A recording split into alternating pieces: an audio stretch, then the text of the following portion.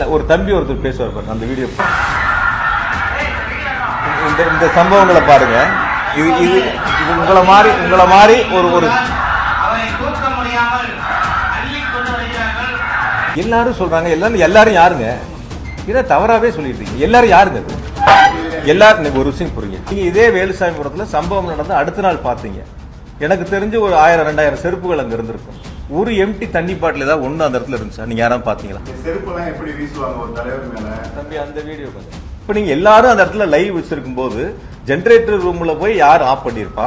அந்த இடங்கள்ல நடக்கக்கூடிய இடங்கள்ல அப்படி இருக்கக்கூடிய ஒரு 10,000 பேரோ இல்ல 15,000 பேரோ 20,000 பேரோ 25,000 பேரோ இருக்கட்டும், அவ்வளவு பெரிய கூட்டங்களுக்குள்ள போய் நீங்க சொல்ற மாதிரி ஒருத்தரோ 5 பேரோ 10 பேரோ போய் அது மாதிரி ஒரு அசார சூழ்நிலை உருவாக்க முடியுமா?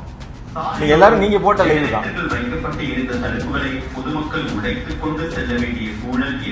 என்னுடைய கவனத்தை ஈர்ப்பதற்காக அது போன்ற சம்பவங்கள் பேச்சினுடைய துவக்கத்திலேயே இருக்கு. அந்த சம்பவங்கள் நடந்து சில நொடி கொஞ்ச நேரங்கள்ல தான் தண்ணி பாட்டில் அவங்களே எடுத்து கொடுக்குறாங்க. கேட்டப்ப அவங்களுடைய கவனங்கள் போகல. அதன் பிறகு ஒருத்தர் போய் சொல்லி தான் தண்ணி பாட்டில் அதுக்கப்புறம் எடுத்து கொடுக்குறாங்க. அது நீங்க பார்த்திருப்பீங்க. அதுல என்னாச்சு? தண்ணி கொடுங்க, தண்ணி பாட்டு கொடுங்க. அதுல பாக்குறீங்க வந்து அவங்களுக்கான உதவிகளை கேட்கிறாங்க. ரவுண்டானா வரைக்கும் முன்வரிசையில நின்னவங்க, மேல நின்னவங்க ரவுண்டானாவில் ஒரு இடங்கள்ல மேலேறி கையை காட்டிட்டு கீழே போறாங்க. ரவுண்டானா முடிஞ்சதுக்கு அப்புறம் கூட்ட அரங்கத்துக்கு போற வரைக்கும் ஏன் உள்ள போகணுங்கிறது தான் பொதுமக்களுடைய கேள்வி. அந்த மேடை வண்டி ஏறினதுல இருந்து 14வது நிமிஷத்துல அது போல ஒரு சம்பவங்கள் நடக்குது. திரும்பவும் என்ன பத்தி பேசுறது மொத்தம் 19 நிமிஷத்துல 16வது நிமிஷம் தான் என்ன பத்தின பேச்சு திரும்ப வருது. இது சம்பவம் எப்ப நடந்துச்சு, செருப்பு வீச்சு எப்ப நடந்துச்சு, என்ன பத்தி எப்ப பேசினாங்க, என்ன பத்தி 16வது நிமிடத்துல தான் பேச ஆரம்பிக்கிறாங்க. 19வது நிமிடம் கூட்டம் முடியுது. 19வது நிமிடத்துல கூட்டம் முடியுது. வந்து என்ன கேக்குறீங்க, எப்படி வந்து பாதிக்கப்பட்ட உடனே அவர் மருத்துவமனைக்கு போனாரு? நான் இந்த கட்சி ஆட்சியில் தான் இருக்கேன், இங்கேதான் இருக்கேன். எங்களுடைய பகுதி செயலர் ஒன்றிய செயலர் கூட்டம் இங்க இருக்கும்போது எனக்கு தகவல் வருது, இந்த மாதிரி வந்து பாதிக்கப்பட்டிருக்காங்க, மருத்துவமனைக்கு நீங்க போங்கன்னு சொல்றாங்க. நான் இங்க இருந்து அமராவதி மருத்துவமனை போறதுக்கு எவ்வளவு நேரம் ஆகும்? கட்டுக்கிடங்காத கூட்டம்லாம் இல்ல. 15,000 பேர் அதிமுக வந்தாங்க, இதுல 25,000 பேர் வைக்க 10,000 பேர் அந்த இடத்துல கூடுதலா நிக்க முடியாதா? நிக்கிறதுக்கான இட வசதி இல்லையா? ஒரு கட்டுப்பாடான கூட்டத்துக்கும் கட்டுப்பாடற்ற கூட்டத்துக்கும் வித்தியாசம்.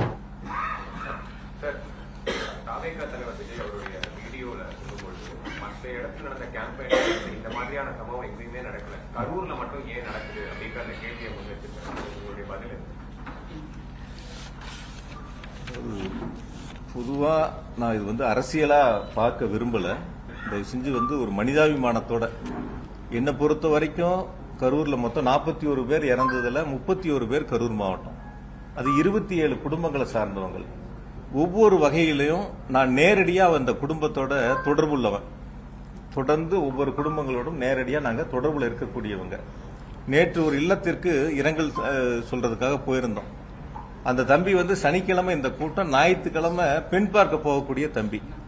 டிசம்பர் மாசம் அந்த தம்பிக்கு திருமணம். அவங்க குடும்பத்தில் ஒரு கோரிக்கை தேவை இருந்தப்ப என்னை சந்திச்சிருக்காங்க. நான் அவங்களுக்கான தேவைகளை ஏற்பாடு பண்ணி கொடுத்திருக்கேன். அந்த தம்பி வந்து எங்களுடைய முப்பெரும் விழாவிலேயே அந்த தம்பி பங்கெடுத்திருக்காரு, வந்து கலந்துருக்காப்ல. ஆனா நாங்க வேடிக்கை பார்க்க தான் அந்த தம்பி போனாப்லன்னு அந்த வீட்டில் இருக்கிறவங்க அவருடைய நண்பர்கள் வந்து அந்த இடங்கள்ல கருத்துக்களை பரிமாறினாங்க. அதனால இது ஒரு அரசியல் நிகழ்வாக இவங்க பண்ணாங்க, அவங்க பண்ணாங்க, இவங்க மேல குற்றச்சாட்டு, அவங்க மேல குற்றச்சாட்டுங்கிற அது போன்ற கருத்துக்களை நம்ம முன்னெடுக்காம இனி வரக்கூடிய நாட்கள் இது மாதிரி ஒரு துயர சம்பவங்கள் இருக்கக்கூடாது. ஏன்னா ஒவ்வொரு குடும்பத்திலையும் நம்ம நேரடியாக அவங்களோட பங்கெடுத்திருக்கிறோம், அவங்களோட அந்த நட்பு முறையில நம்ம இருக்கிறோம். அந்த துயர சம்பவங்கள் என்பது யாராலும் 1.5 வயசு குழந்தை, 3 வயசு குழந்தை, 5 வயசு குழந்தை, இது மாதிரி இருக்கக்கூடிய ஒரு சூழல்ல ஒரு அரசியலா இது யாரும் பார்த்திட வேண்டாம். அரசியல் களத்துக்கு நம்ம அதுல போயிட வேண்டாம். வரக்கூடிய நாட்கள்ல இது மாதிரி எந்த அரசியல் கட்சியினுடைய கூட்டமா இருந்தாலும் இது போன்ற நிகழ்வு இல்லாத அளவிற்கு அது ஒன்று சேர்ந்து செய்ய வேண்டிய ஒரு பணி.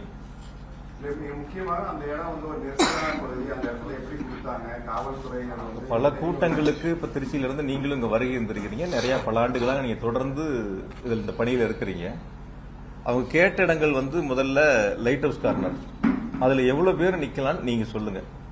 அந்த லைட் ஹவுஸ் கார்னர் ஜங்ஷன்ல அது ஒரு டர்னிங் பாயிண்ட். அது அந்த இடத்துல திரும்புற இடம் தானே. அது அந்த திரும்புற இடங்கள்ல அந்த லைட் ஹவுஸ் கார்னர்ல எவ்வளவு பேர் நிக்க முடியும்னு பத்திரிகையாளர் நீங்க தான் உலகத்துக்கு சொல்லணும். அதே மாதிரி அடுத்து கேட்டது உழவர் சந்தை. உழவர் சந்தையில எவ்வளவு பேர் நிக்க முடியும் நீங்க பாருங்க. உங்களுக்கே தெரியும் இங்க இருக்கக்கூடிய எல்லா பத்திரிகையாளருக்கும் உழவர் சந்தையில எவ்வளவு பேர் கூட்டம் நிக்க முடியும், லைட் ஹவுஸ் கார்னர்ல எவ்வளவு பேர் நிக்க முடியுங்கிறது உங்களுக்கு நல்லா தெரியும். பார்த்துட்டு அதுக்கப்புறம் வேலுசாமிபுரத்துல எவ்வளவு பேர் நிக்க முடியுங்கிறத பாருங்க.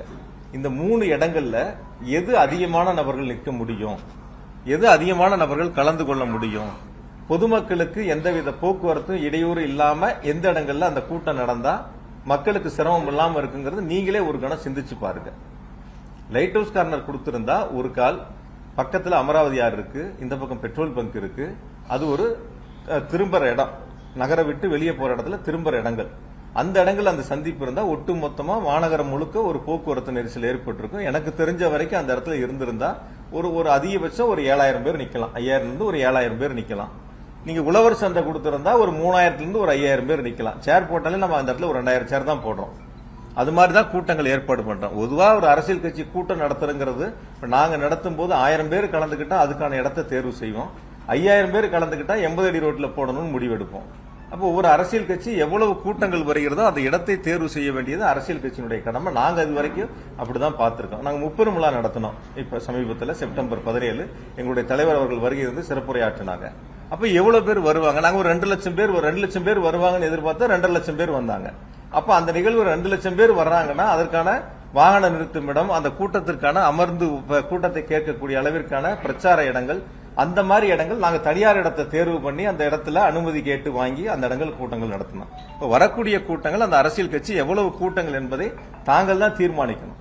அனுமதி கேட்கும்போது நாங்க 1000 பேர் கலந்துக்கிறேன்னு சொல்லுவதும் 2000 பேர் கலந்துக்கிறதும் ஓரளவுக்கு காவல்துறை அதை தீர்மானிக்கிறாங்க, எவ்வளவு பேர் வருவாங்கிறது தீர்மானிக்கிறாங்க. அதுக்கான பாதுகாப்பை காவல்துறை கொடுக்கறாங்க. இப்ப நீங்க நான் முப்பெரும் விழா நடத்தினா நீங்க எல்லாரும் அந்த கூட்டத்துக்கு வந்திருந்தீங்க. அங்க வரக்கூடியவங்களுக்கு குடிநீர் பாட்டில் தொடங்கி பிஸ்கட்ல இருந்து என்ன அவங்களுக்கு தேவையோ, ஒரு கால யாராவது சுகர்ல இருந்தா கூட அவங்களுக்கு தேவையான வசதியில் அங்க ஏற்பாடு செய்யப்பட்டதை நீங்க பாத்தீங்க. நான் அது குறையா சொல்லல, தயவு செஞ்சு யாருமே பத்திரிகைகளை குறைகளா எடுத்துக்க வேணாம்.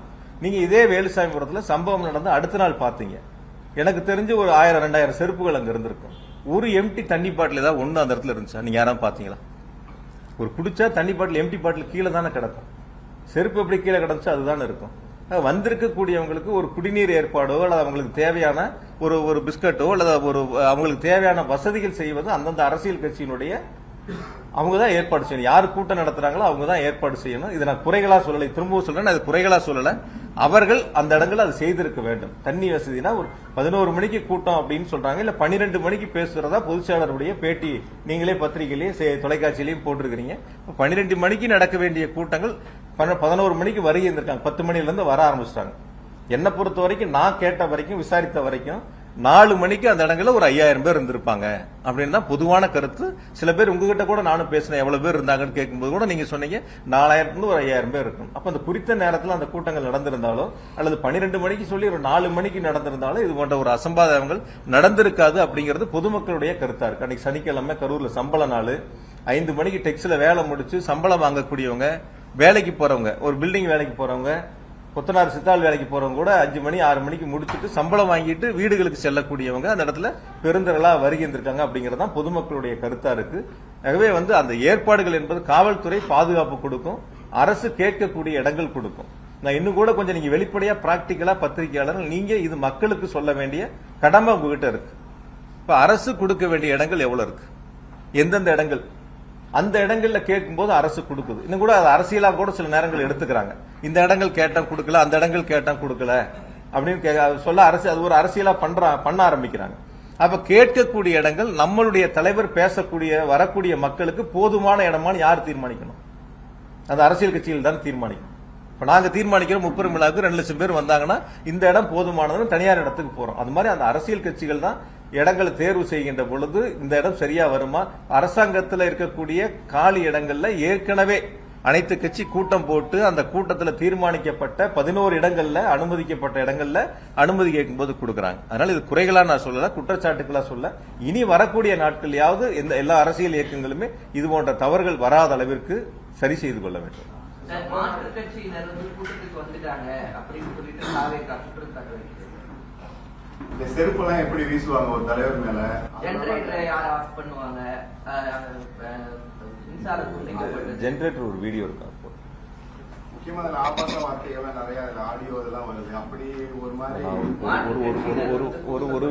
ஒரு விஷயங்கள் பத்திரிகைகள் இருக்கு. எல்லா தொலைக்காட்சிகளும் லைவ்ல வச்சிருந்தீங்க. ஆங்கில தொலைக்காட்சி, சில தொலைக்காட்சிகள், தமிழ் தொலைக்காட்சிகள் உட்பட எல்லாரும் லைவ்ல இருந்தீங்க. சில சோசியல் மீடியாவும் யூடியூப் சேனல் வரைக்கும் எல்லாரும் லைவ்ல இருந்தீங்க. அப்படி ஒரு சம்பவங்கள் அங்க இருந்திருந்தா உங்க கண்ணுல உங்க லைவ்ல எதுவும் படாம இருந்திருக்குமா? வெளிப்படையா பேசுங்க. அதாவது ஒரு அரசியல் கருத்துக்காக ஒருத்தர் கேட்கக்கூடிய கேள்வி இன்னொரு இடத்துல கேட்கறது, நான் சொல்ற பதிலுக்கு இன்னொரு இடத்துல கேள்வி கேட்கறது இல்லாம, இது 41 பேர் இறப்பு சம்பந்தப்பட்ட ஒரு நிகழ்வு. பொதுவா ஒரு 100க்கும் மேற்பட்டோர் பாதிக்கப்பட்ட ஒரு நிகழ்வு, ஒரு துயர சம்பவம். அப்ப நம்ம நாட்டு மக்களுக்கு எந்த இடங்கள்ல தவறு இருக்குங்கிறது சொல்ல வேண்டிய கடமை பத்திரிகைட்டையும் தொலைக்காட்சிகிட்டே இருக்கு. இப்ப நீங்க எல்லாரும் அந்த இடத்துல லைவ் வச்சிருக்கும் போது ஜெனரேட்டர் ரூம்ல போய் யார் ஆஃப் பண்ணிருப்பா? அந்த இடங்கள்ல நடக்கக்கூடிய இடங்கள்ல அப்படி இருக்கக்கூடிய ஒரு 10,000 பேரோ இல்ல 15,000 பேரோ 20,000 பேரோ 25,000 பேரோ இருக்கட்டும், அவ்வளவு பெரிய கூட்டங்களுக்குள்ள போய் நீங்க சொல்ற மாதிரி ஒருத்தரோ 5 பேரோ 10 பேரோ போய் அது மாதிரி ஒரு அசாதாரண சூழ்நிலை உருவாக்க முடியுமா? பிராக்டிகலா யோசிச்சுப்பாரு. நீங்க ஒரு 30 பேருக்கு 50 பேர் பத்திரிகையாளர் இருக்கீங்க.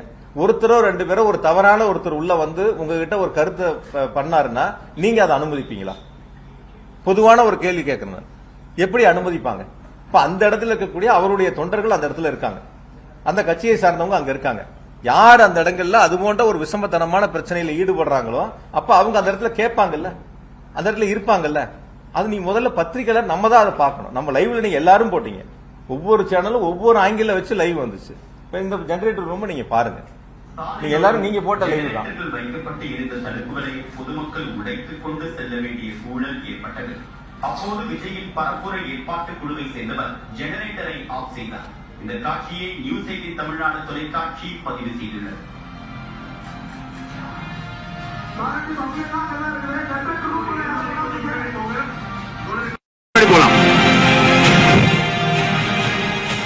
அதாவது இந்த வீடியோ நீங்க பாக்குறீங்க, வெளியில நிக்கிற கூட்டம் இருக்கு. ஜெனரேட்டர் ரூம சுத்தியும் பாதுகாப்பா தகர வச்சு அடைச்சிருக்காங்க. வெளியில கூட்டம் இருக்கு. கூட்ட நெரிசல் ஏற்படுகின்ற பொழுது அதை தாங்க முடியாம அந்த கும்பல் அந்த தடுப்புகளை உடைச்சு உள்ள வர்றாங்க. உள்ள வரும்போது ஜெனரேட்டர் அவங்க அங்க யார் அந்த ஜெனரேட்டர் ஏற்பாடு பண்ணாங்களோ, இன்னும் கூட நான் விளக்கமா சொல்றேன், இந்த ஜெனரேட்டர் ஆஃப் ஆகும்போது கூட ஸ்ட்ரீட் லைட் ஆஃப் ஆகல. இந்த ஜெனரேட்டர் ஆஃப் ஆகும்போது என்ன ஆகுதுன்னா, அவங்க கூடுதலா போட்ட லைட் இருக்கு இல்லையா, அது மட்டும் தான் ஆஃப் ஆயிருக்கு. எந்த இடங்களையும் அப்ப கூட இபி சப்ளை கட் ஆகல, ஸ்ட்ரீட் லைட்டும் ஆஃப் ஆகல. அது நீங்க ரொம்ப தெளிவா பாருங்க. உங்களை மாதிரி இருக்கக்கூடிய தொலைக்காட்சிகள் தான் லைவ் பண்ணிருக்காங்க அந்த நேரங்கள்ல. அதுதான் நாங்க ஊட்டியும் காட்டும். அப்ப அவங்க மக்கள் கூட்ட நெரிசல் அதிகமாகி அந்த இடங்கள்ல தாக்கு பிடிக்க முடியாம இன்னொரு இடங்கள் தேடி போகும்போது அந்த தடுப்பை உடைச்சு உள்ள போய் அதன் மூலியமா அது சப்ளை கட் பண்றாங்க. அதுக்கான நிகழ்வு அது அவங்களுடைய பொறுப்பு. அதுதான் அவங்க பார்த்திருக்காங்க. நீங்க இதுதான் நீங்களும் லைவ் பண்ணிருக்கீங்க. இதுல எந்த இடங்கள்ல யாராவது நீங்க பாருங்க, நீங்க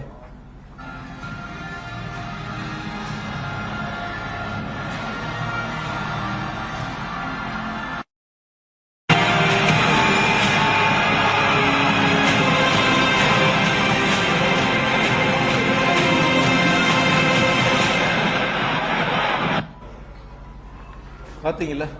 அந்த கட்சியோட தலைவர் மேல செருப்பு வீசினது, அதுவும் அவர் சொல்லியிருந்தாரு. இதுவரைக்கும் 5 இடங்கள்ல கூட்டம் நடந்திருக்கு. இது போன்ற நிகழ்வுகள்லாம் ஏற்படும். அந்த வீடியோ கொஞ்சம், அதாவது நான் பார்த்தவரை, நான் கேள்விப்பட்ட வரைக்கும் உங்களுடைய எல்லா தொலைக்காட்சியிலையும் வந்த செய்திகளை பார்த்து சொன்ன கருத்துக்கள் பொறுத்தவரை பாதிக்கப்பட்டவங்க கீழே இருக்காங்க. பாதிக்கப்பட்ட ஒரு தம்பி தலையில கைய வச்சு கையை நீட்டி தனக்கான உதவிகளை கேட்கிறாரு. அது நீங்க பார்த்திருப்பீங்க. ஒரு தம்பி தண்ணி பாட்டில் உட்பட கீழே இருந்து கேட்கிறாங்க. அதை தொடர்ந்து பேச்சு போயிட்டு இருக்கு. தன்னுடைய கவனத்தை ஈர்ப்பதற்காக அது போன்ற சம்பவங்கள் பேச்சினுடைய துவக்கத்திலேயே இருக்கு. அந்த சம்பவங்கள் நடந்து சில நொடி கொஞ்ச நேரங்கள்ல தான் தண்ணி பாட்டில் அவங்களே எடுத்து கொடுக்கறாங்க. கேட்டப்ப அவங்களுடைய கவனங்கள் போகல. அதன் பிறகு ஒருத்தர் போய் சொல்லிதான் தண்ணி பாட்டில் அதுக்கப்புறம் எடுத்து கொடுக்கறாங்க. அது நீங்க பார்த்திருப்பீங்க. அதுல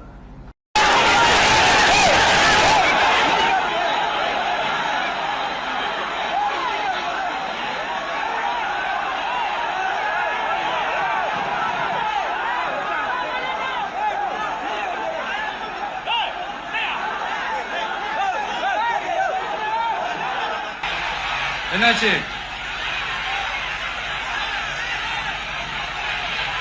தண்ணி கொடுங்கப்பா, தண்ணி பாட்டில் கொடுங்க. தண்ணி பாட்டில் அவங்க நீங்க பாத்துருக்கீங்க, பாக்குறீங்கல்ல, கீழே அவங்களுக்கான உதவிகளை கேட்கறாங்க. கீழ் வந்து உதவிகளை கேட்கறாங்க. அந்த உதவிகள் கேட்கும் போது யாரும் அதை கவனிக்கல. அதன் பிறகுதான் அவங்ககிட்ட வந்து சொல்லி அவங்க தண்ணி பாட்டில் எடுத்து கொடுக்குறாங்க. அது நீங்க போட்ட லைவ் தான், வேற யாரும் நாங்க யாரும் புதுசா போய் எடுக்கலையே. எல்லா தொலைக்காட்சிகளும் சோசியல் மீடியால போட்ட லைவ் தான் நாங்களும் இதுல இருந்து எடுத்திருக்கிறோம். ஒரு அரசியல் கட்சினா நான் இது கருத்துக்காக அரசியலுக்காக சொல்லல. பொதுவாக ஒரு அரசியலுக்கு எந்த அரசியல் கட்சினாலும் சரி, ஒரு கூட்டங்கள் நடத்துகின்ற பொழுது அந்த அரசியல் கட்சியினுடைய தலைவர்கள் சீட்டோட அந்த வாகனத்தினுடைய பிரச்சார வாகனத்துடைய முன் சீட்ல இருப்பாங்க. அல்லது கூட்டம் அதிகமா இருந்தா அந்த வாகனத்தின் மேலே ஏறி இருக்கக்கூடிய பொதுமக்களையும் தங்களுடைய தொண்டர்களையும் பார்த்து கையசைப்பாங்க. ஆனா இந்த கூட்டத்தில் நடந்தது நீங்க எல்லாருமே லைவ் போட்டீங்க. ஏறத்தாழ கூட்டத்திற்கு ஒரு 500 மீட்டருக்கு முன்னாடியே வந்து வாகனத்தின் உள்பகுதியில் போயிட்டாங்க. ஸ்கிரீன் போட்டாச்சு, லைட் ஆஃப் பண்ணியாச்சு. முன் சீட்ல தான் எல்லாரும் உட்காருவாங்க, கையசைப்பாங்க, மேல நின்று கையசைப்பாங்க. இது வழக்கமான அரசியல் தலைவர்கள் செய்யக்கூடிய ஒரு நிகழ்வு. ஆனா அது நேர்மாறா வந்து அந்த 500 மீட்டருக்கும் ஏறத்தாழ அந்த வாகனங்கள் செல்வதற்கு 1 மணி நேரம் ஆயிரும். 1 மணி நேரம் அதை கடந்து செல்வதற்கான சூழல் உருவாயிருக்கு. அந்த இடங்கள்ல கூட எனக்கு சொன்ன வரைக்கும் காவல்துறை வந்து கூட்ட நெரிசல் அதிகமா இருக்கு, கொஞ்சம் முன்னாடியே நிறுத்தி பேசிடலான்னு அவங்க எடுத்து சொல்லியும் அதை கேட்காம பிரச்சார நாங்க நிர்ணயிக்கப்பட்ட இடங்கள்ல தான் கொண்டு போய் வாகனத்தை நிறுத்தணுங்கிறது பொறுமையா எடுத்து கொஞ்சம் கொஞ்சமா எடுத்து கொண்டு போய் அந்த இடங்கள்ல நிறுத்தினதா காவல்துறையினுடைய தகவல், அங்க இருக்கக்கூடிய பொதுமக்களுடைய கருத்து. ஆக கூட்ட நெரிசல் அதிகமா இருக்கும்போது கொஞ்சம் முன்னாடி நிறுத்தி பேசுறதுல எந்த விதமான தவறுகளும் இல்ல.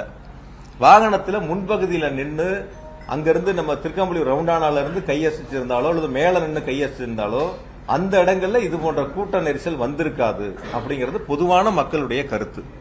ஆக எல்லா இருக்கக்கூடிய மக்களும் கூட்ட இடத்திற்கு வர வேண்டும் என்பதற்காகவே இது போன்ற ஒரு நிகழ்வு ஏற்பட்டதா என்பது பொதுமக்களுடைய ஒரு சந்தேகமா இருக்கு. தன்னை பார்க்க வேண்டியவங்க எல்லாரும் பொதுமக்கள் அந்த பொதுக்கூட்டம் நடக்கக்கூடிய இடங்களுக்கு வந்தாதான் சரியா இருக்கும். அது வரைக்கும் முன் சீட்ல இருக்கக்கூடியவங்க அந்த கூட்டத்துக்கு 500 மீட்டருக்கு முன்னாடி ஏன் வந்து வண்டிக்கு வாகனத்துக்கு உள்ள போகணும், ஸ்கிரீன் போடணும், லைட் ஆஃப் பண்ணணும்? இது ஒரு பொதுவான எதிர்மறையான கேள்விகள் இருக்கு. நான் இங்க இருக்கக்கூடிய பத்திரிகையாளர் எல்லாத்துட்டும் கேட்கிறேன். தொடர்ச்சியா எங்களுடைய இயக்கத்தின் சார்பில் பத்திரிகையாளர் சந்திப்பு நடத்தினாலும் இது மாதிரி கேள்விகள் இருக்கிறீங்க. சோசியல் மீடியாலையும் இது போன்ற கேள்விகள் இருக்கு. இதுவரைக்கும் யாராவது இந்த கூட்டம் நடத்தின அரசியல் கட்சியினுடைய தலைவர்கள், 2ஆம் மட்ட தலைவர்கள், அடுத்த நிலையில் இருக்கக்கூடியவங்க யாருகிட்டயாவது ஒரு கேள்வி ஒன்னும் முன் வச்சிருக்கணும், இல்ல அவங்களாவது அதுக்கான விளக்கங்கள் சொல்ல முன் வந்திருக்கணும். ரெண்டும் எதுவுமே இல்ல. ரவுண்டானால அவர் மேல பஸ் மேல ஏறி நின்று அவரு பார்த்துட்டு தான் போனாரு அப்படின்னு அந்த வீடியோ கூட ரவுண்டானா வரைக்கும் முன் வரிசையில நின்னவங்க, மேல நின்னவங்க ரவுண்டானாவில் ஒரு இடங்கள்ல மேல ஏறி கையை காட்டிட்டு கீழே போறாங்க. ரவுண்டானா முடிஞ்சதுக்கு அப்புறம் கூட்ட அரங்கத்துக்கு போற வரைக்கும் ஏன் உள்ள போகணுங்கிறதான் பொதுமக்களுடைய கேள்வி.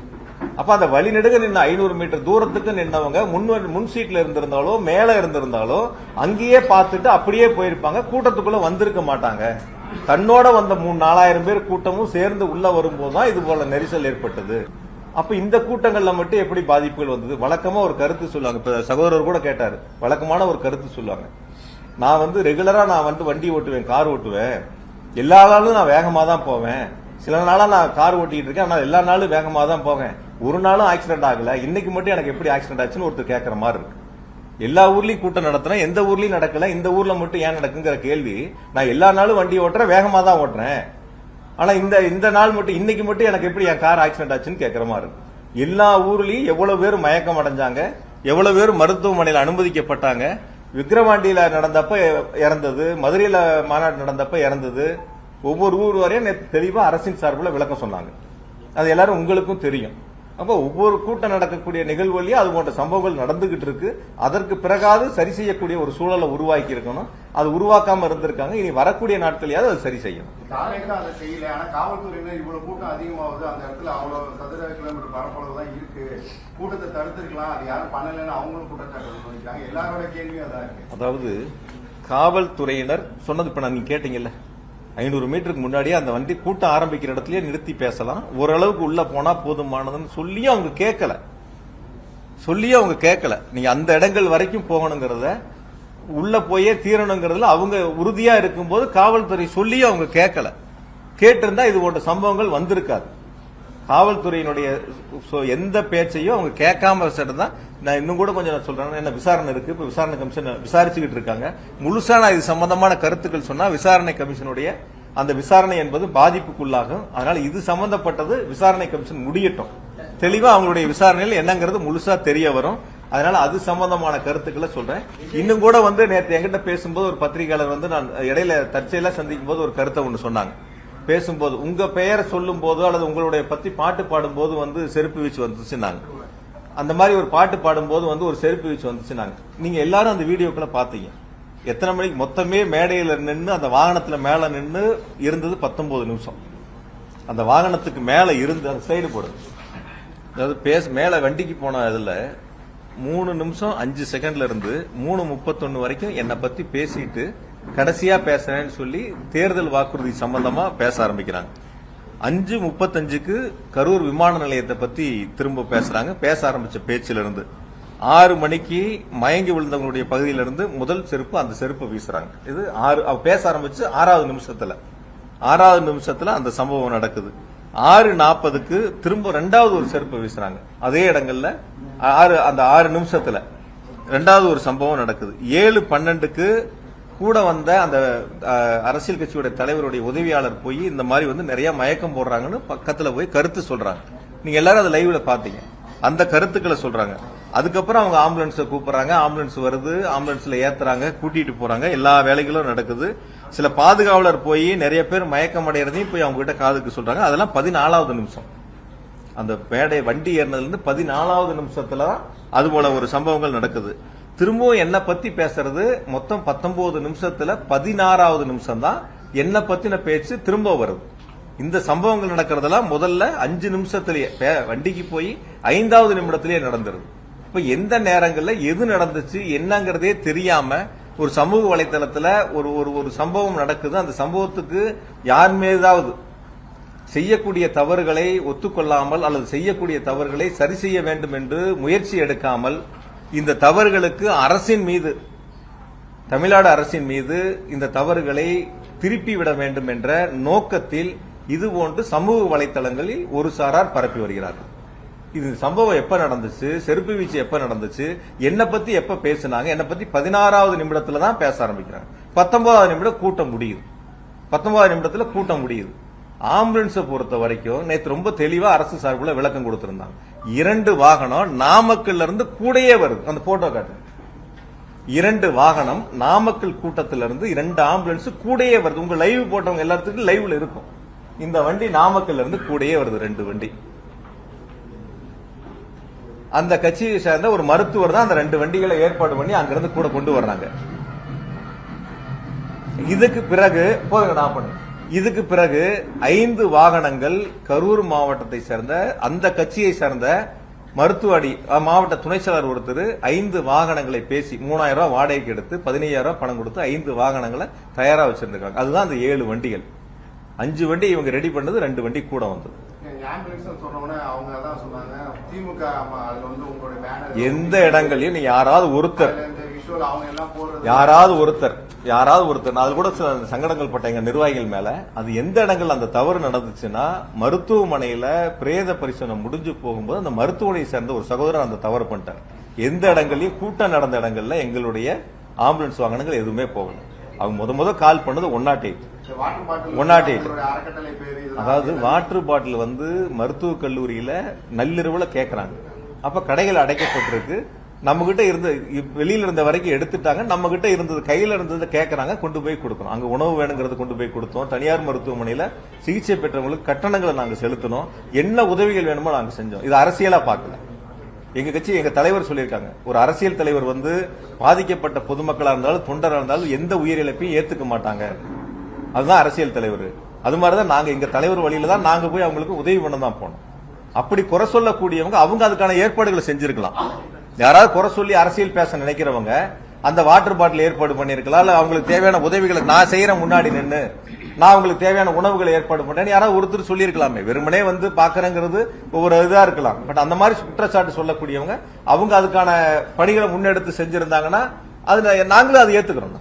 அதுல எந்த விதமான மாற்று கருத்து இல்ல, எந்த விதமான சூழல் இல்ல. அதனால இந்த சம்பவங்களை பொறுத்தவரை நடைபெற்றது முதல் 5-6 நிமிடங்களுக்குள்ள என்ன பத்தி பேச ஆரம்பிச்சது 19வது நிமிடத்துல. முதல்ல இதை பத்திரிகையாளர் நீங்க தெளிவுபடுத்திக்க. சமூக வலைதளங்கள்ல வர்றதுங்கிறது அரசியல் காழ்ப்புணர்ச்சியால பல்வேறு அரசியல் இயக்கங்களை சேர்ந்தவர்களை யார் மீதாவது பழி சுமத்த வேண்டும் என்பதற்காக சொல்லக்கூடிய குற்றச்சாட்டு. ஆகையால் பத்திரிகையாளர்களும் தொலைக்காட்சிகளும் முதல்ல இந்த உண்மை நிலவரங்களை நீங்க தெரிஞ்சுக்க. அதனால இது எந்த வகையிலும் இது அரசியல் படுத்தக்கூடிய நிகழ்வு அல்ல.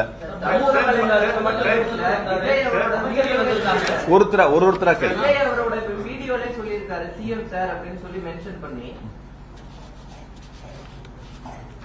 சிஎம் சார் மென்ஷன் பண்ணி அவர் சொல்றாரு அவரோட வீடியோ. அதாவது நான் கொஞ்சம் பாதிக்கப்பட்ட மக்களுடைய இல்லத்துல ஒருத்தனா இருந்து பேசுறேன். நான் என்னை பொறுத்த வரைக்கும் என் குடும்பத்தை நேசிக்கிறத விட என்னுடைய மாவட்ட மக்கள், என்னுடைய தொகுதி மக்களை நான் ரொம்ப அளவுக்கு அதிகமா நேசிக்கக்கூடியவன். ரொம்ப அளவுக்கு அதிகமா அவங்களுக்கு உண்மையா இருக்குன்னு நான் நினைக்கக்கூடியவன். அவங்களுக்கு தேவையான உதவிகளை செய்யணும்னு நினைக்கக்கூடியவன். படிப்பா இருந்தாலும், மருத்துவமா இருந்தாலும், ஒரு போட்டி தேர்வா இருந்தாலும், ஒரு விளையாட்டு போட்டிகளா இருந்தாலும், எல்லா சூழ்நிலையிலும் ஒன்னா இருக்கு. நான் இன்னைக்கு கூட காலையில எங்களுடைய கரூர் தொகுதியில் ஒரு 30 மாணவ மாணவிகள் விமானத்துல முதல்ல பயணிக்கிறாங்க. 6வது 7வது 8வது படிக்கிறவங்க ரவுண்ட் டேபிள் அதை ஏற்பாடு பண்ணாங்க. என்னையும் அதுல அழைச்சிருந்தாங்க. நான் எனக்கும் டிக்கெட் போட்டிருந்தாங்க. நான் அவங்கள போய் விமான நிலையத்துல வழி அனுப்பிட்டு நான் அங்க வரேன். ஏன்னா என்னால அவங்க போக முடியல. அங்க அவங்களை வழி அனுப்பி வச்சுட்டு வரேன். அப்ப தொகுதி மக்களோட, மாவட்ட மக்களோட 2 கலந்து எந்த சூழ்நிலையும் எங்களுடைய தலைவர் பிறந்தநாள் வந்தா கூட ஒரு அரசியல் கட்சி பார்த்து இவங்க எந்த கட்சியை சார்ந்தவங்கன்னு பார்த்து நாங்க உதவி பண்ணதே இல்லை இது வரைக்கும். திராவிட முன்னேற்ற கழகத்தை பொறுத்த வரைக்கும், எங்களை பொறுத்த வரைக்கும் இவங்க எந்த கட்சியை சார்ந்தவங்க, இவங்களுக்கு மட்டும்தான் இந்த பொருளை கொடுப்போம், இவங்களுக்கு மட்டும்தான் அந்த உதவி செய்யும் நாங்க பார்த்ததில்லை. எங்க அலுவலகத்துல எந்த மனு வந்தாலும் எந்த கட்சியும் நாங்க கேட்டது கிடையாது. அவங்க எல்லாத்துக்கும் சரிசமமா உதவி செய்யக்கூடிய இடங்கள்ல அந்த பணிகள் நாங்க முன்னெடுத்திருக்கோம். அதையால அந்த நீங்க வீடியோவை பொறுத்த வரைக்கும் அதுக்கு பிறகு வந்த சம்பவங்கள், நீங்க சமூக வலைத்தளமா இருக்கட்டும், பொதுமக்கள் வரக்கூடிய கருத்துக்களா இருக்கட்டும், நீங்க பாருங்க எந்த மாதிரியான ஒரு எதிர்மறையான கருத்துக்கள் வந்துச்சு. நடைபெற்ற சம்பவங்களில் இப்ப நான் என்ன கேக்குறீங்க, எப்படி பாதிக்கப்பட்ட உடனே அவர் மருத்துவமனைக்கு போனார். நான் இந்த கட்சி ஆட்சியில் தான் இருக்கேன், இங்கதான் இருக்கேன். எங்களுடைய பகுதி செயலர், ஒன்றிய செயலர் கூட்டம் 6 மணிக்கு என்னோட ரவுண்ட் டேபிள் நிர்வாகிகள் இந்த நிகழ்ச்சி இன்னைக்கு போற சம்பவமான நிகழ்ச்சி சம்பந்தமா என்னோட கிட்டத்தட்ட ஒரு 3/4 மணி நேரம் 1 மணி நேரம் என் கூட பேசிட்டு இருக்காங்க என் வீட்டுல. அதை முடிச்சுட்டு நான் கட்சி ஆஃபீஸ் வரேன். இங்க இருக்கும்போது எனக்கு தகவல் வருது, இந்த மாதிரி பாதிக்கப்பட்டிருக்காங்க, மருத்துவமனைக்கு நீங்க போங்கன்னு சொல்றாங்க. நான் இங்க இருந்து அமராவதி மருத்துவமனை போறதுக்கு எவ்வளவு நேரம் ஆகும்? இங்க இருந்து அந்த அமராவதி மருத்துவமனைக்கு போறதுக்கு எவ்வளவு நேரம் ஆகும் சொல்லுங்க. நான் 7:47 உள்ள நுழையிறேன் அமராவதி மருத்துவமனையில். வேணா வீடியோ ஃபுட்டேஜ் கொடுக்குறேன். 7:47 போறேன். அதே அதிமுக சேர்ந்த மாவட்ட செயலர் 8:10 மருத்துவக் கல்லூரி மருத்துவமனைக்கு போறாங்க. இப்ப நான் போகும்போது மருத்துவமனையில கூட எல்லா கட்சியை சேர்ந்த சில சகோதரர்கள் அங்க இருந்தாங்க.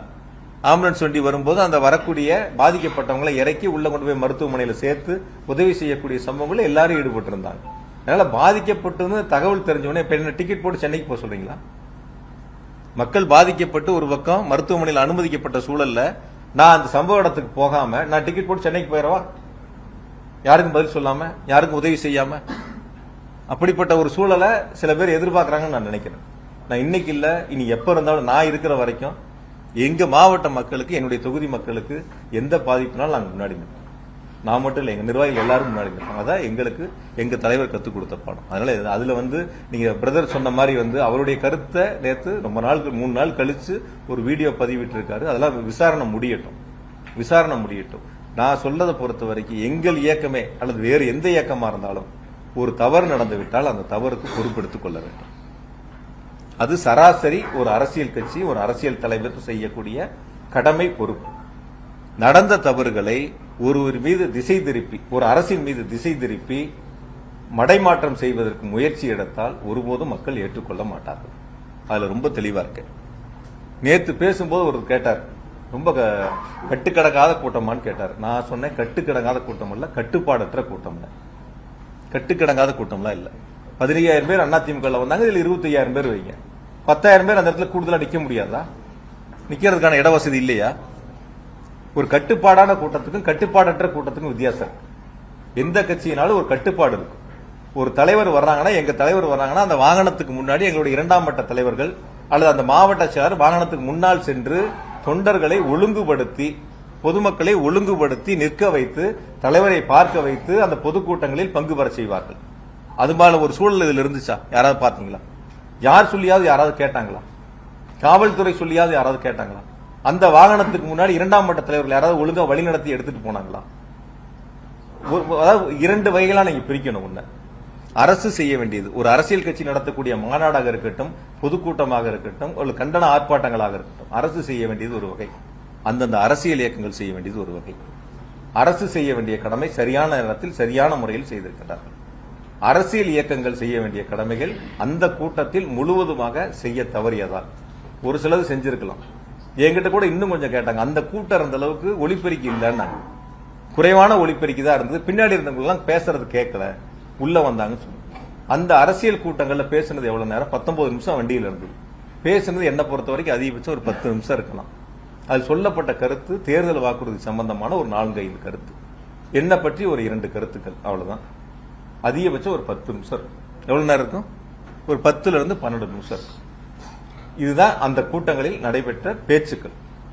ஆக ஒரு அரசு செய்ய வேண்டிய கடமைகளை அரசு சரியாக செய்திருக்கிறது.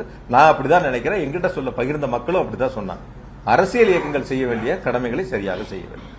அது என்ன பொறுத்த வரைக்கும் அந்த கூட்டங்கள்ல சரியா நடந்தது என்பதை நீங்க தான் தீர்மானிக்கணும். நீங்க அந்த களத்துல இருந்தீங்க, அங்கிருந்து நேரடியா பாத்தீங்க. அப்ப அந்த அரசியல் இயக்கம் சரியான கருத்துக்களை சரியான பணிகளை அந்த இடங்கள் முழுவதுமாக செய்தார்களா நீங்க தான் பார்க்கணும். நேற்று பாஜக தலைமையில ஒரு டெலிகேஷன் கமிட்டி அவங்க வந்திருந்தாங்க. அவங்க வந்து என்ன சொல்லிட்டாங்க, ஒரு சிட்டிங் சுப்ரீம் கோர்ட் ஜட்ஜ் வந்து இதை விசாரிக்கணும் அப்படின்ற அந்த கருத்தை அவங்க முன்வச்சிருக்காங்க. இந்த மாதிரி நேரோ ரோட்ஸ்ல வந்து பெர்மிஷன் கொடுத்ததே தப்பு அப்படின்ற அந்த கருத்தையும் சொல்லியிருக்காங்க. நீங்க பாருங்க சார், நான் அரசியலுக்காக சொல்ல சார் உங்களுக்கு. அதே வந்த அந்த உண்மை கண்டறியும் குழுவா, இந்த உண்மை கண்டறியும் குழு மணிப்பூருக்கு சென்றிருந்தா ஒரு ஏற்புடையதா இருந்திருக்கும். கும்பமேளாவுக்கு சென்றிருந்தா ஒரு ஏற்புடையதா இருந்திருக்கும். குஜராத்தில் பாலம் இடிஞ்சப்ப அந்த உண்மை கண்டறியும் குழு போயிருந்தா ஒரு ஏற்புடையதா இருக்கும். ஆக எங்கெல்லாம் பாதிப்புகள் இருந்ததோ அங்கெல்லாம் போகாத உண்மை கண்டறியும் குழு கரூருக்கு மட்டும் வந்து உண்மையை கண்டறிவதற்கு முயற்சி செஞ்சிருக்காங்க. உள்ளபடியே விசாரணை ஆணையம் முழுவதுமா விசாரிக்கிறாங்க. யாரெல்லாம் வந்து சமூக வலைதளங்கள்ல பதிவிட்டு எதிர்மறையான கருத்துக்களை முன் வச்சாங்களோ அவங்களையும் அழைத்து விசாரிக்க வேண்டும் என்பதை எங்களுடைய ஒரு கருத்தா இருக்கு.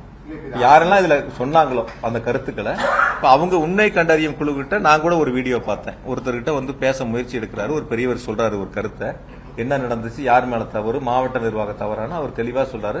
மாவட்ட நிர்வாகம் அவர் டிரான்ஸ்லேட் பண்ணவர் கூட வந்து வேற ஒரு கருத்தை திணிக்க முயற்சிக்கிறாரு. பட் ஆனா வந்து அவர் அந்த கூட்டம் நடத்தின கட்சியை தான் சொல்றாரு. கூட்டம் நடத்தின கட்சி தான் வந்து சரியா ஏற்பாடு பண்ணலன்னு அவர் அந்த கருத்தை சொல்றாரு. ஆக எடுத்திருக்கக்கூடிய அந்த அவங்க உண்மை கண்டறி கூட அவங்க எடுக்கட்டும். கருத்துக்களை யாருனாலும் சொல்லி விசாரணை ஆணையத்துக்கு முன்பு அவங்களுடைய கருத்துக்களை சொல்லலாம். யாரு சைடு தவறு இருக்கு, என்ன தவறுகள் இருக்குங்கிறத அந்த விசாரணை ஆணையத்துக்கு முன்னாடி போய் அவங்க கருத்துக்கள் சொல்லட்டும். ஆணையம் இறுதியா முடிவெடுக்கும். இல்ல அரசியல் நான் சொல்லல, அரசியல் ரீதியான்னு சொல்லலாம். கேட்ட 2-3 பேர்த்துக்கிட்ட எனக்கு பார்த்த ஒரு கருத்து, அவர் வந்து அந்த அரசியல் கட்சி சரியா செய்யலன்னு சொல்றாரு. இன்னொருத்தர் வேறு விதமான கருத்துக்களை சொல்லி இருக்கலாம். அந்த கருத்துக்களை விசாரணை ஆணையத்தில் சொல்லும் போது அதற்கான ஆவணங்களை அவங்க கேட்கும் போது கொடுக்கறாங்கன்னு வச்சுக்கங்களேன். சரியா தவறான விசாரணை ஆணையம் தானே முடிவெடுக்கும். அதுல விசாரணை ஆணையத்தினுடைய இதுல நாங்க எதுவும் தலையிட முடியாது இல்ல. இப்ப நான் சொல்ற கருத்து அது சரியா இருக்காது இல்ல. அதனால அவங்க விசாரிக்கப்பட்ட உண்மையை கண்டறியும் குழு எங்கெல்லாம் போக வேண்டியதெல்லாம் போகாம விட்டாங்க. இங்க வந்திருக்காங்க, பரவாயில்ல, வரட்டும், சந்தோஷம், வரவேற்போம். அவங்களும் உண்மையை கண்டறிஞ்சு ஆணையத்திட்ட சொல்லட்டும், விசாரிக்கட்டும்.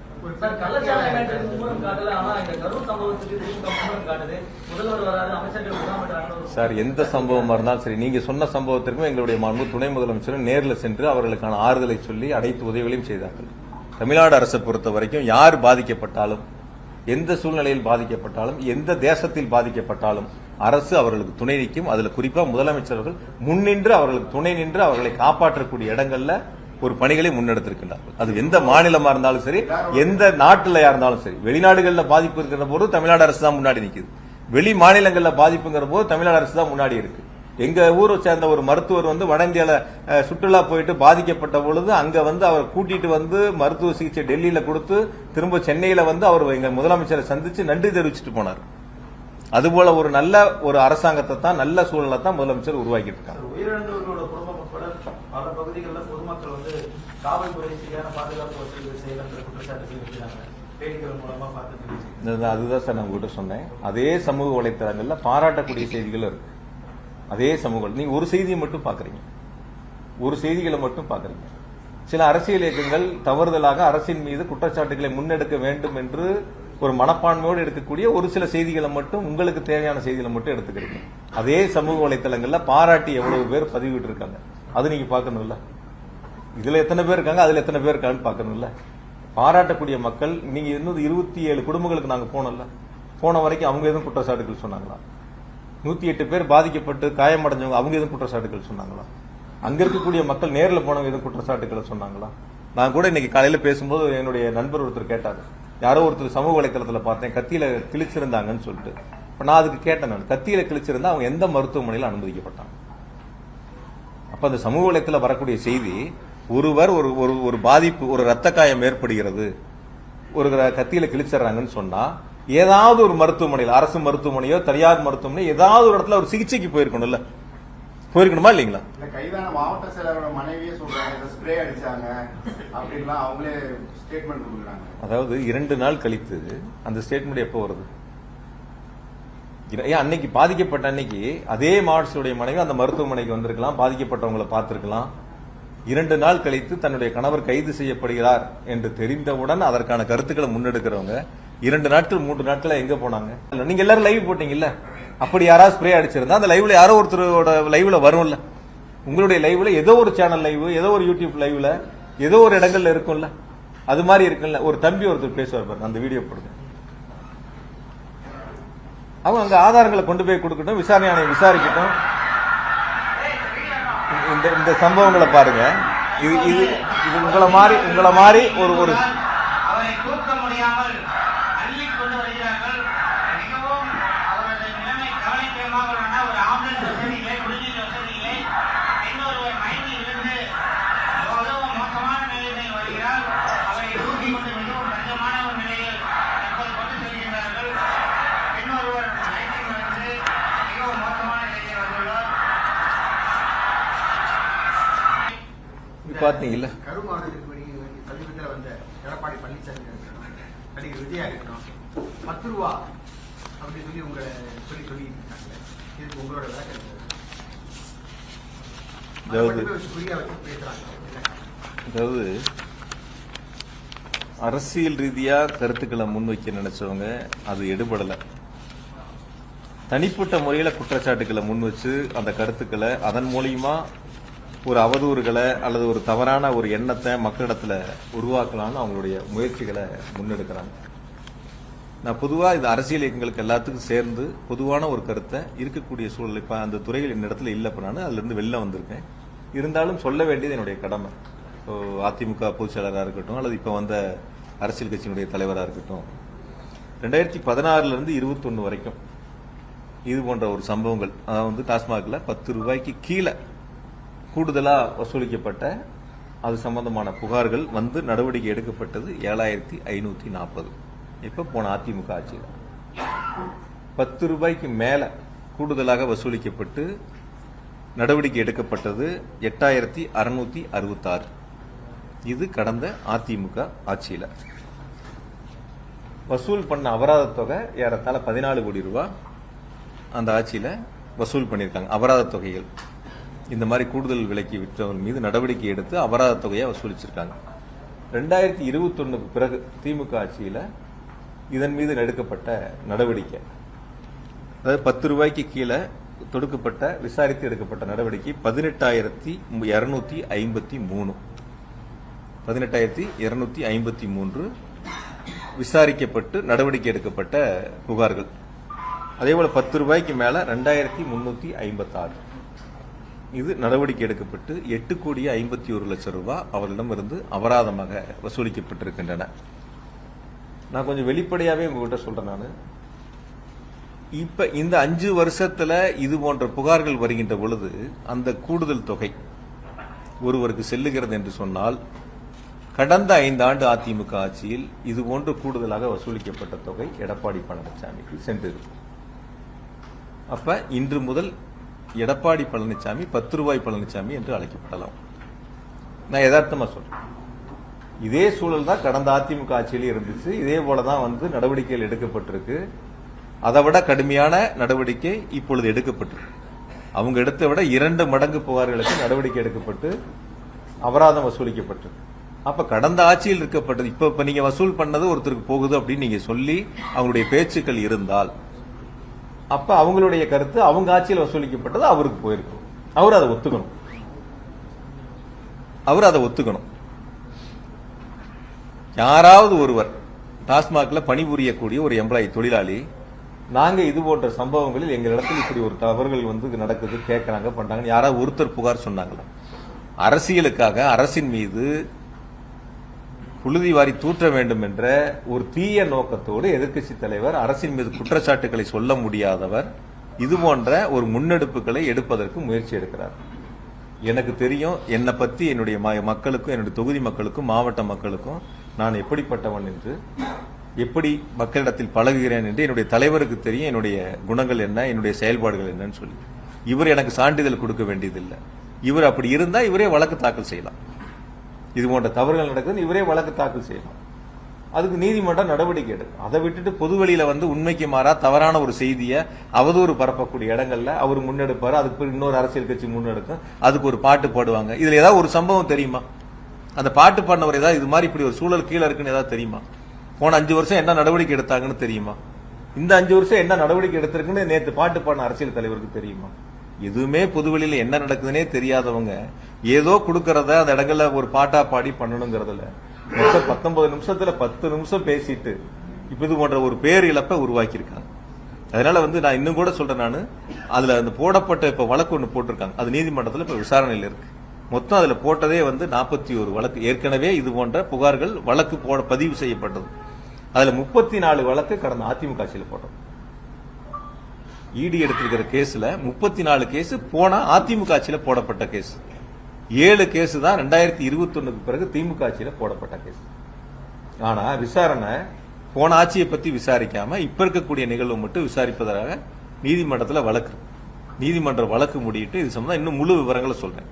நீங்க அந்த கருத்தை கேட்டதுனால என்ன நடவடிக்கைகள் எடுக்கப்பட்டிருக்கு, 2 மடங்கு அதன் மீது கடுமையான நடவடிக்கை எடுக்கப்பட்டு துரிதமாக நிர்வாகம் செயல்பட்டிருக்கு. வரக்கூடிய நாட்களில் இது போன்ற தவறுகள் இருக்கக்கூடாதுங்கிறதுக்காக தான் இந்த மாதிரி கடுமையான நடவடிக்கைகள் எடுக்கப்பட்டிருக்கு. அதனால அரசு நிர்வாகத்தை பொறுத்தவரை எதிர்க்கட்சிகள் சொல்லக்கூடிய குற்றச்சாட்டுகள் மக்களிடத்தில் எடுபடாமல், மக்கள் அதை ஏற்றுக்கொள்ள முடியாத சூழலில் அரசின் மீது அவதூறு பரப்ப வேண்டும், தனிப்பட்ட முறையில் காழ்ப்புணர்ச்சி காரணமாக விமர்சனங்களை முன்வைக்க வேண்டும் என்பதற்காக பொதுவெளியில் சொல்லக்கூடிய கருத்துக்களை மக்கள் ஒருபோதும் ஏற்றுக்கொள்ளக்கூடிய மனநிலையில் இல்லை. அதை மக்கள் தெளிவாக உணர்ந்திருக்கின்றார்கள். அது அரசியல் இயக்கங்கள் உணராமல் மீண்டும் மீண்டும் ஒரு பொய் செய்தியை முன்னெடுப்பதற்கு முயற்சி செய்கிறார்கள்.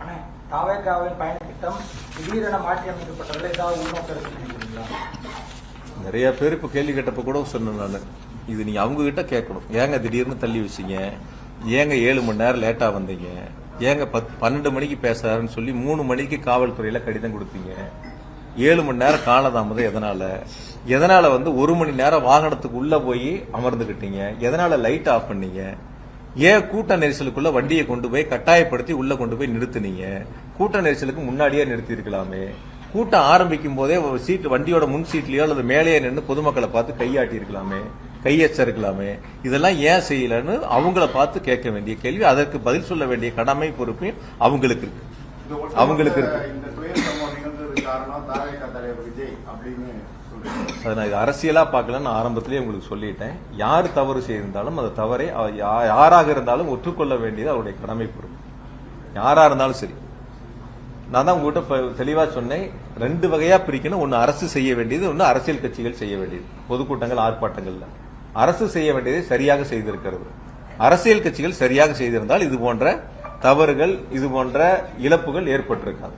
அதுலதான் நான் ரொம்ப தெளிவா சொல்றேன்.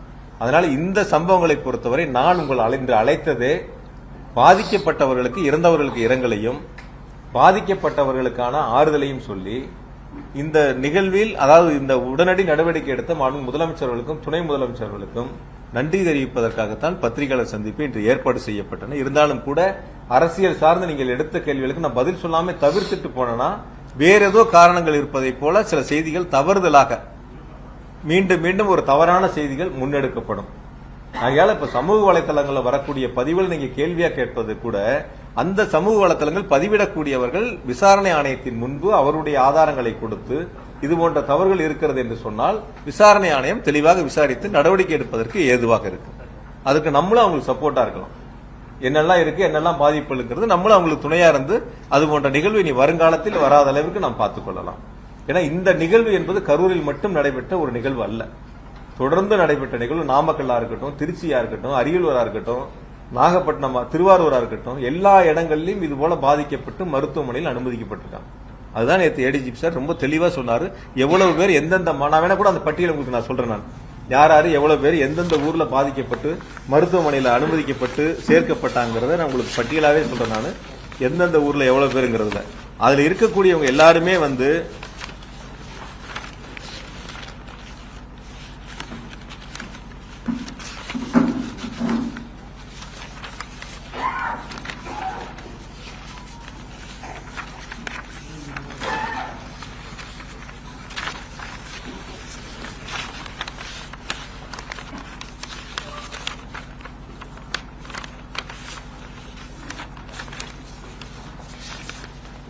நாமக்கல்ல 45 பேர் பாதிக்கப்பட்டாங்க. பாதிக்கப்பட்டு மருத்துவமனையில் சேர்க்கப்பட்டது நாமக்கல்ல 45. இப்படி திருவாரூர் தொடங்கி மதுரையிலிருந்து உயிரிழப்புகள் வரைக்கும் தொடர்ந்து நடந்திருக்கு. அப்ப இது போன்ற ஒரு பாதிப்புகள் ஏற்படுறது எல்லா ஊர்லயும் நடந்திருக்கு. எந்த ஊர்லயும் நடக்கல. நான் தான் ஆரம்பத்திலேயே சொன்னேன். எல்லா ஊர்லயும் நடக்குதுங்கிறப்ப காவல்துறைக்கு இது அனுமதி சர்வர்லையும் கொடுக்குறாங்க. அவங்க ஏற்கனவே சார் நீங்க ஒரு இல்ல சார், நீங்க தான் சார் செய்திகள் போடுறீங்க. நீங்க தானே செய்தி பிரேக்கிங் நியூஸே போடுறீங்க. நான் இன்னும் கூட உங்ககிட்ட கொஞ்சம் வெளிப்படையா சொல்லட்டுமா? ஒரு அரசியல் கட்சி வந்து குழந்தைகள் வந்து அழைச்சிட்டு வர வேண்டாம்னு ஒரு செய்தி போடுறாங்க, ஒரு அறிக்கை கொடுக்குறாங்கன்னு வச்சுக்கோங்க. ஆனா அந்த தொலைக்காட்சியில் நீங்க என்ன பண்றீங்க? குழந்தைகளை தூக்கி தோல்ல வச்சிருக்கிறது, குழந்தைகள் மேல மப்ளர் கட்டி இருக்கிறது, இதெல்லாம் ரொம்ப பெருசா மிகைப்படுத்தி நான் இன்னும் கூட உங்ககிட்ட நான் வெளிப்படையா கேட்பேன். ஒரு அரசியல் கட்சி தலைவர் வீட்டுல கிளம்புறதுல இருந்து கூட்ட மேடைக்கு வர்ற வரைக்கும் பொதுவா நீங்க லைவ் பண்ணீங்க, அது உங்களுடைய பொறுப்பு. நீங்க போட்டுக்கிறீங்க, வேண்டாம்னு சொல்லலாம். அது குறிப்பிட்ட நேரத்துக்கு அவங்க வந்தாங்களா, எத்தனை மணிக்கு அனுமதி கேட்டாங்க, எத்தனை மணிக்கு வந்தாங்க என்னங்கிறது அந்த செய்திகளே அந்த நேரங்களில் யாருமே போடல. பொதுவா இன்னும் ரெண்ட தவிர அந்த செய்திகளை தான் முன்னெடுக்க பாத்தீங்களே தவிர அந்த குழந்தைகள் இருக்கிறத பெருசா காட்டுறதுக்கு தான் முன்னெடுக்க பாத்தீங்களே தவிர இன்ச்சு பை இன்ச்சா நகர்ந்து வாங்கணும்னு சொல்லி போட்டீங்க. நடந்துல உருண்டுகிட்டு போனா கூட இன்ச்சை விட வேகமா போலாம். ஆனா அந்த வண்டிக்கு முன்னாடி எவ்வளவு நடந்து போனாங்கன்னு பாத்துருப்பீங்க. ஒரு தேர் திருவிழால கூட இன்னும் கொஞ்சம் வேகமா போவாங்க. அந்த வண்டிக்கு முன்னாடி நடந்து போனவங்க எப்படி போனா நீங்க லைவ்ல எல்லாரும் பாத்தீங்க. இன்ச்சு பை இன்ச்சா போகுது. 100 பேர் நின்ற இடங்கள்ல பல்லாயிரக்கணக்கான வரவேற்பு நின்னான்னு போட்டிருந்தாங்க சில தவிர. அதுக்கப்புறம் நான் பார்த்தேன். அதெல்லாம் நம்ம இல்ல போனதா சொல்றதுனால ரவுண்டானால இருந்து போனப்ப போலீஸ் அதனாலதான் எல்லாம் ஃபுல் டிராபிக் ஜாம் ஆயிடுச்சு பெங்களூர் ரோடு எல்லா ரோடுமே. அதனால நீங்க உள்ள இருங்க அப்படின்னு சொல்லி எந்த இடங்கள்லயும் காவல்துறை அது போன்று அறிவுறுத்தப்படவில்லை. இது மாதிரி எந்த இடங்கள்லயும் காவல்துறை நீங்க உள்ள இருங்கன்னு யாரும் சொல்லல. காவல்துறை சொன்னது ஒன்னே ஒண்ணு, அந்த கூட்டம் உள்ள கூட்ட நெரிசலா இருக்கு, உள்ள போக வேண்டாம், வாகனங்களை உள்ள எடுத்துக்கிட்டு போனா இன்னும் நெரிசல் அதிகமாகும், அதனால முன்னாடியே நிறுத்தி பேசலாம் தான் அவங்க சொன்னாங்க. காவல்துறை வந்து நீங்க உள்ள போங்கன்னு எந்த இடங்கள்லயும் யாரும் சொல்லவில்லை. அப்படி ஒரு தகவல் இது வரைக்கும் இல்ல. இருந்திருந்தா நிச்சயமா அப்படி ஒரு கேள்வி முன்வைக்கப்பட்டிருக்கும். அதனால நீங்க தொலைக்காட்சிகளா இருந்தாலும் லைவ் பண்றவங்களா இருந்தாலும் சோசியல் மீடியாவா இருந்தாலும் இருக்கக்கூடிய சூழலை யதார்த்தமாக சொல்ல வேண்டியது நம்முடைய கடமை பொறுப்பு. தம்பி கூட கேட்டாப்ல இந்த மாதிரி வருதேன்னு சொல்லி. பாசிட்டிவ் 100 இருக்கு, நெகட்டிவ் 10 இருக்கு. அந்த நெகட்டிவ் அரசின் மீது காழ்ப்புணர்ச்சிகரமாக சொல்லக்கூடிய கருத்துக்களா கூட இருக்கலாம், அல்லது 1-2 அது சரியா கூட இருக்கலாம். சரியா இருக்கக்கூடிய கருத்துக்களா இருந்தா நீ விசாரணை ஆணையத்தில் முன் வச்சு இது போன்ற இருக்குது, வரக்கூடிய காலங்களில் அது எல்லாரும் சேர்ந்து சரி செய்வதற்கான முயற்சிகள் எடுக்கணும். ஆனால் என்னை பொறுத்தவரை நான் சொல்வது, மீண்டும் ஒரு முறை உங்களிடத்தில் இறுதியாக சொல்வது, ஒரு அரசு என்பது பாதுகாப்பு கொடுக்கும், கேட்கக்கூடிய இடங்களுக்கு அனுமதி பரிசீலித்து கொடுக்கும். அந்த கேட்கக்கூடிய இடங்களுக்கு பரிசீலித்து அனுமதி மறுக்கப்பட்டால் அரசியல் காழ்ப்புணர்ச்சியால் மறுக்கப்படுகிறது என்ற ஒரு செய்தியை அரசியல் தலைவர்கள் முன்னெடுப்பதும், அதை தொலைக்காட்சிகளும் பத்திரிகைகளும் பெரிதாக செய்திகளை வெளியிடுவதும், ஏதோ ஒரு சில கட்சிகளுக்கு மட்டும் அரசு அனுமதி கொடுப்பதை போல ஒரு தோற்றத்தை உருவாக்க முயற்சி செய்வதும், ஆகையால அது போன்ற ஒரு சூழலில் நீ வரக்கூடிய நாட்களில் மறுக்கப்பட்ட காரணங்கள் என்ன, எதனால் மறுக்கப்பட்டது, கொடுக்கக்கூடிய அனுமதிகள் என்னென்ன நிபந்தனைகள் விதிக்கப்பட்டிருக்கின்றன, இந்த நிபந்தனைகள் என்னென்ன அவர்கள் கடைபிடித்திருக்கின்றார்கள், என்னென்ன கடைபிடிக்கவில்லை, நிபந்தனைகளை மீறி செயல்பட்டிருக்கிறார்கள், இது எல்லாம் சீர்தூக்கி பார்த்து இது பொதுமக்கள் சார்ந்தது, உயிர் சார்ந்தது. எந்த வீட்டில் பாதிப்பு என்றாலும் அனைவருக்குமான அது ஒரு பாதிப்பு தான், எல்லாருக்குமான ஒரு பாதிப்பு தான். அது எந்த ஊர்ல நடந்திருந்தாலும் சரி, கரூர்ல மட்டும் இல்லை, எந்த ஊர்ல நடந்திருந்தாலும் சரி. ஆக எல்லாருமே வரக்கூடிய நாட்களில் இது போன்ற ஒரு சூழல் இல்லாத அளவுக்கு சரி செய்ய வேண்டிய பங்கு எல்லாத்துக்கும் இருக்கு. அதுக்கு அரசினுடைய கடமை மிக சிறப்பாக தெளிவாக செய்திருக்கின்றார்கள். காவல்துறைய பங்கு மிக சிறப்பாக, அவரே நன்றி சொன்னாரே, அவரே ஆரம்பத்தில் நன்றி தானே சொன்னாரு, ஒன்னும் காவல்துறை குறை சொல்லலையே. நான் இந்த இடத்துக்கு நின்று நான் பேசுறது காரணமே காவல்துறை தான், நன்றின்னு தான் அவர் சொன்னாரு. இப்ப காவல்துறை தன்னுடைய பங்கை சரியாதான் செஞ்சிருக்கு, கடமையை சரியாதான் செஞ்சிருக்காங்க. அந்த இடங்கள்ல இருக்கக்கூடிய குறைகளை எடுத்து சொல்ல வேண்டிய கடமை பொறுப்பு இருக்கு, சரி செய்ய வேண்டியது அந்தந்த அரசியல் கட்சிகளை சார்ந்தவர்களுடைய கைகளில் இருக்கின்றன. அதை வரக்கூடிய நாட்களில் சரி செய்ய வேண்டும். ஆக நான் இன்னைக்கு அழைத்ததில் நீங்கள் கேட்ட கேள்விகளிலும் குறிப்பாக என் மீது சொல்லப்பட்ட புகார்களில் நீங்கள் வைத்த அந்த புகார்களுக்கு நான் தெளிவான விளக்கங்களை சொல்லியிருக்கேன். எனவே நான் நேசிக்கக்கூடிய எங்கள் தலைவரால் கொண்டு வரக்கூடிய திட்டங்களை செயல்படுத்தக்கூடிய நான் போற்றி வழங்கக்கூடிய என்னுடைய மாவட்ட மக்களாக இருந்தாலும் என்னுடைய தொகுதி மக்களாக இருந்தாலும் நாங்கள் இணைந்து பணியாற்றக்கூடிய முன்னெடுத்திருக்கக்கூடிய அத்துணை பணிகளையும் மக்களுக்கு நன்றாக தெரியும். ஆகையால ஏதோ ஒரு சில அரசியல் இயக்கங்கள் காழ்ப்புணர்ச்சி காரணமாக நடந்திருக்கக்கூடிய தவறுகளை அரசின் மீது திசை திருப்பதும் அல்லது தனிப்பட்ட என் மீதோ அல்லது மற்றவர் மீதோ திசை திருப்ப முயற்சி என்பதும் ஒரு தவறான செயலாகும். அதற்கு யாரும் துணை போக வேண்டாம்.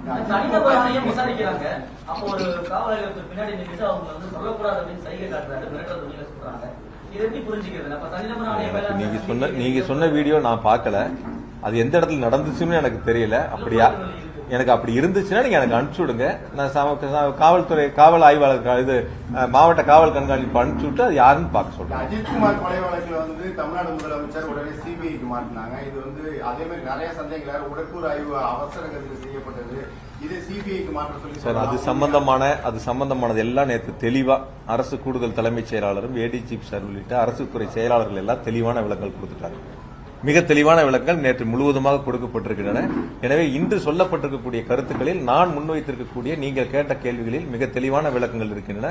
எனவே இன்னை பொறுத்தவரை இனிமேல் வரக்கூடிய நாட்களில் எந்த தொலைக்காட்சியிலும் பத்திரிகையிலும் சீர்தூக்கி பார்த்து இடங்கள் ஒதுக்கப்பட்டதில் தொடங்கி பாதுகாப்புகள் வரை அரசினுடைய நடவடிக்கை சிறப்பாக இருக்கிறது என்பதையும் கவனத்தில் கொள்ள வேண்டும். எந்த அரசியல் கூட்டம் நடத்தினாலும் அவருடைய பங்கு என்பதை சொல்ல வேண்டிய கடமை பொறுப்பும் உங்களிடத்தில் இருக்கின்றன. இந்த அரசு இதை செய்யும், அரசியல் கட்சிகள் இதை செய்ய வேண்டும், அந்த கடமைகள் சரியாக நடந்ததா என்பதை ஒரு விவாதமாக எடுத்துக்கூட நீங்கள் அதற்குடைய கருத்துக்கள் சொல்ல வேண்டியது உங்களுடைய பொறுப்பாக இருக்கலாம். ஆக நடந்திருக்கக்கூடிய சம்பவங்கள் ஒரு துயர சம்பவம். அந்த துயர சம்பவங்களில் இனி வரக்கூடிய நாட்கள் இது போன்ற துயரங்கள் இல்லாத அளவிற்கு அனைவரும் சேர்ந்து முன்னெடுக்க வேண்டும். எனவே மீண்டும் ஒரு முறை இப்படிப்பட்ட ஒரு துயர சம்பவத்தில் இரவோடு இரவாக கரூருக்கு வருகை வந்து ஆறுதலை சொல்லி அனைத்து நடவடிக்கைகளும் எடுப்பதற்கு பல்வேறு மாவட்டங்கள், திருச்சி மாவட்ட ஆட்சித்தலைவர், திண்டுக்கல் மாவட்ட ஆட்சித்தலைவர், பல்வேறு மாவட்டங்களிலிருந்து மருத்துவ குழுக்கள் அதற்கான முழு ஏற்பாடுகளையும் செய்த முதலமைச்சர் அவர்களுக்கும் துணை முதலமைச்சர் அவர்களுக்கும் மாவட்ட மக்களின் சார்பாகவும் எங்களது சார்பாகவும் நன்றியை இந்த நேரத்தில் தெரிவித்துக் கொள்கிறோம். அரசியல் இயக்கங்களை சார்ந்தவர்கள் வந்திருக்கின்றார்கள். நல்லெண்ணத்தோடு அவர்களுக்கும் இந்த நேரத்தில் நாங்கள் நன்றியை தெரிவித்துக் கொள்கின்றோம். இனி கரூர் மாவட்டம் என்பது இது போன்ற நிகழ்வு இல்லாத அளவிற்கு, தமிழ்நாடும் என்பது இது போன்ற நிகழ்வு இல்லாத அளவிற்கு அனைவரும் சேர்ந்து உருவாக்கப்பட வேண்டும். நிவாரணத்தை பொறுத்த வரைக்கும் சில நேரங்கள் நேற்று கூட சில நேரங்கள் சொன்னாங்க, பாதிக்கப்பட்ட அந்த கரூர் மாவட்டத்தில் 41 பேர்ல 10 பேர் வேறு மாவட்டங்கள், கரூர் மாவட்டத்தை சேர்ந்தவங்க இறந்தவங்க 31 பேர். 31 குடும்பங்களுக்கும் நாங்களே நேரில் சென்று இரங்கலை சொல்லி அவர்களுக்கான அந்த உதவித்தொகை முதலமைச்சர்கள் கொடுத்த 10 லட்சம் ரூபாய்க்கான அந்த நிதி உதவியை வழங்கிவிட்டு வந்திருக்கின்றோம். அதனால யாருக்கும் அதுல பாக்கி இல்லை. காயமடைந்தவர்களுக்கு நேற்று 5 பேருக்கு கொடுத்திருக்கிறோம். மீதி இருக்கிறவங்களுக்கு இப்ப தயார் பண்ணிட்டு ஒரே ஒரு கேள்வி முக்கியமா இறுதியா, இதற்கு முன்பு நடந்த சம்பவம் கள்ளச்சாராயம் மற்ற சம்பவத்தெல்லாம் அதிகாரிகள் மாற்றப்பட்டாங்க, அவர்கள்லாம் பணியிடை நீக்கம், இதெல்லாம் இந்த சம்பவத்துல இனிமேல் தடுத்துக்கலாம் எல்லாரும் சொல்றாங்க. சார் நீங்க ஒரு விஷயம் நீங்க எல்லாரும் சொல்றாங்க, எல்லாரும் யாருங்க?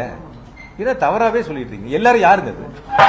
எல்லாரும் ஒரு விஷயம் புரியுங்க. எல்லாரும் சொன்னாங்க உங்களுக்கு வேண்டியப்பட்டவங்க பிஜேபி சார்ந்தவங்க, அதிமுக சார்ந்தவங்க, டிவிகே சார்ந்தவங்க, இந்த மாதிரி ஒரு அரசியல் கட்சியை சார்ந்தவங்க சொல்ற கருத்துல எல்லாருமா? எல்லாருன்னா யாரு? மக்கள் தாங்க எல்லாரும். டிவி வாரத்துல பாருங்க, பொதுமக்கள் சொல்லக்கூடிய கருத்துக்கள் பாருங்க, எவ்வளவு பேர் என்னென்ன சொல்லிருக்கான்னு பாருங்க. நீங்க அதாவது என்னன்னா பொதுவா என்ன ஒரு லோக்கல் பொதுவா நீங்க என்ன எடுத்துக்கிறீங்கன்னா இப்ப தம்பி கேட்ட மாதிரி தான் 10 பேர் ஒரு நெகட்டிவா சொன்னாங்கிறது அது ஒரு செய்தியாக கூட நீங்க அது ஒரு கேள்வி எடுக்கிறங்கிறது அது இருந்தா கூட நாங்க சரி செய்யறோம்னு தான் சொல்றோம். நாங்க 10 பேர் சொல்லக்கூடிய கருத்தா இருந்தாலும் நாங்க செவி சாய்க்கிறோம் தான் சொல்றோம், அது எடுத்து நடவடிக்கை எடுக்கிறது தான் சொல்றோம். அதுல அரசு எந்த விதமான மாட்டு கருத்து நாங்க சொல்லல. அதனால எல்லாரும் சொல்றாங்க அப்படிங்கறதே ஒரு அரசியல் கட்சி சொல்லக்கூடிய கருத்துக்கள், ஒரு அரசியல் கட்சி சார்பாக முன்வைக்கக்கூடிய கருத்துக்கள் எல்லாருடைய கருத்துக்கள் அல்ல. அது அவர்களுக்கான கருத்துக்கள், அது அவருடைய பங்கா இருக்கலாம். அது அவங்க நம்ம பாராட்டு நினைக்கிறது நம்மளுடைய தவறு. அது எப்படி ஒரு எதிர்கட்சி நம்மளை பாராட்டுவாங்க? எப்படி ஒரு எதிர்கட்சி இது சிறப்பா செஞ்சாங்கன்னு எப்படி சொல்லுவாங்க? இப்ப அவங்க அந்த இடத்துல அரசியல் செய்யணும், அதுக்கான கருத்துக்களை அவங்க முன்னெடுப்பாங்க. அதுதான் இருக்கக்கூடிய ஒரு யதார்த்தமான சூழல்.